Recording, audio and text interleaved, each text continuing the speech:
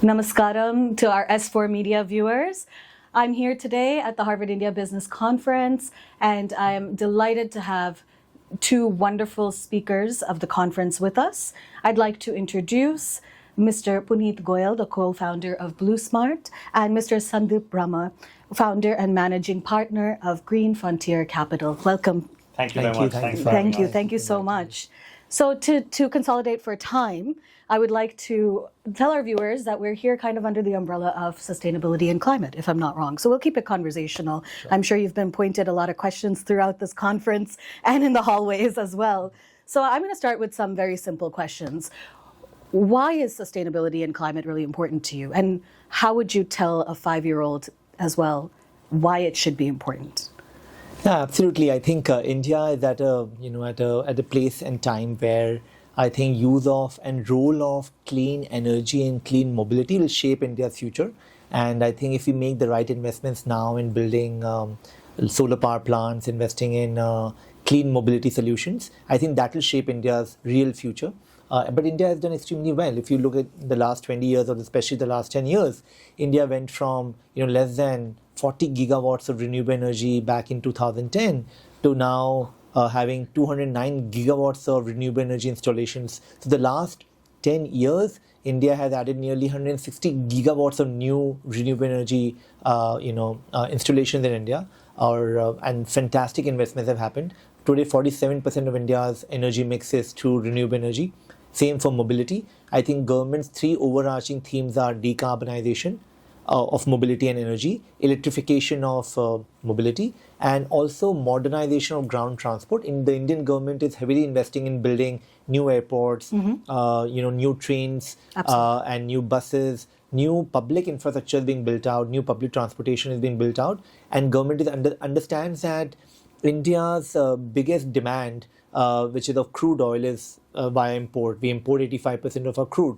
So for India to become self-reliant, investing in renewable energy, and clean mobility is the only way forward if India were to really leapfrog from a $4 trillion economy to a $15 trillion economy, largely will be paced by investments in clean mobility and clean energy. Thank you. That was a very technical question. Answer to a question. I'm just trying to make it more simple. I think climate is the greatest existential crisis that's facing humanity today. If you've seen temperatures have risen substantially. India particularly is vulnerable to huge amounts of heat waves. We've actually had the hottest January. And as human beings, we actually have a responsibility to our future generations. And if we don't do something to address climate change today, it is widely believed that in the next 2 decades, or maybe in the next 30 years or so, 30% of coastal cities of the world will be underwater. And that's a very, very difficult thing to explain to the next generations who actually say, what did you do to basically help the planet that today our children and our children's children are not going to be able to find a place to live. That's point number one. Secondly, like I said, because of the huge amounts of heat that has been created, just to give you an example, in last June, Delhi actually had temperatures of 54 degrees. Now that's the average temperature across land and water. Usually land temperatures are about 4 degrees higher than the average temperature across land and water. So land temperatures were close to about 58 degrees. At 58 degrees, you need air conditioning to kind of be cranked up at the highest, level possible. But only 1% of Indians can actually afford air conditioning. So what actually happens to the rest of the people who are living on the streets in India? So we actually have a huge crisis on hand if we don't do something to impact the climate. And already we are too late. Right. We're already too late. So at this stage, if we don't start doing things and living responsibly, we actually have a big problem on our hands. So would you both agree that it's more about preservation as well as conservation of what we're using and how we're bringing these energies into conservation, but responsible usage. Waste, management, water wastage, the way we kind of dispose of plastic in the oceans, all of that behavior actually now has to stop. So I'm on that note, I would like to talk about the urban middle class as that's growing and growing. I mean, places like Bangalore are having electric mobile, mobility as something. There's more walkable cities that are being built. And how can the middle class help further educate themselves? How can they further apply what is required to preserve and conserve our climate?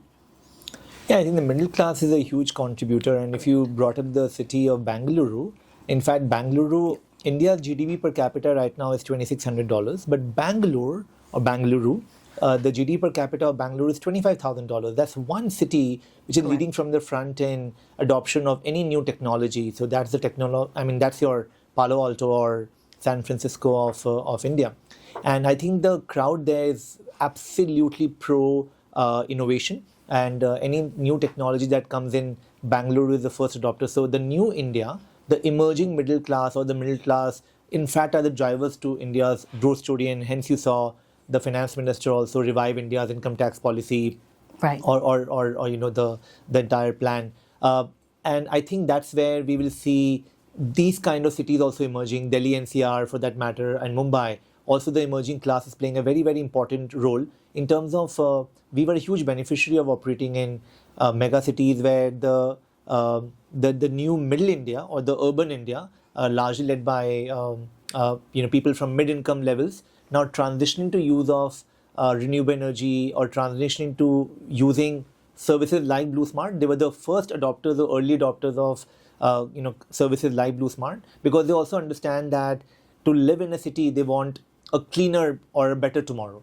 And they all understand that the future of India is in the hands of us. We have to clean up the mess which has happened. The AQI, 30 years ago or 40 years ago wasn't this bad. It has happened over the last 30, 40 years. So what has happened in the last 30, 40 years need to be addressed by the generation or the new India generation. Today.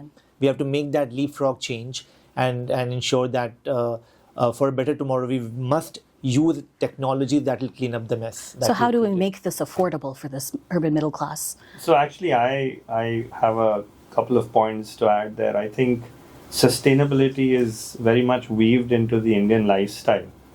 If you go into the rural parts of India, we live in houses that are made of mud, yes. Which actually become cool during the summers and actually become insulated, during the winters. Indians love to drink tea from khullards, which are actually also made from clay. We drink water from wells. We don't use huge amounts of fertilizers in the villages, and the produce that we consume in the villages is so much more tastier. Actually, it's the upper classes that need to learn a thing or two from the middle classes of India on how to live a sustainable lifestyle. So, to answer your question, absolutely. I don't think it's that we need to actually educate the middle class. The middle class needs to educate the upper class on how to live a sustainable life. Thank you.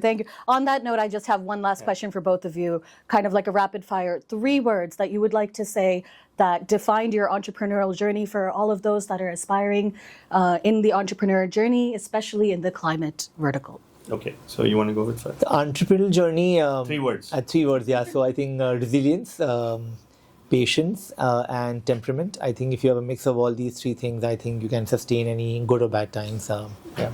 So I would actually say our 3 words are disruption, digitization, and decarbonization. The 3 Ds. Yeah.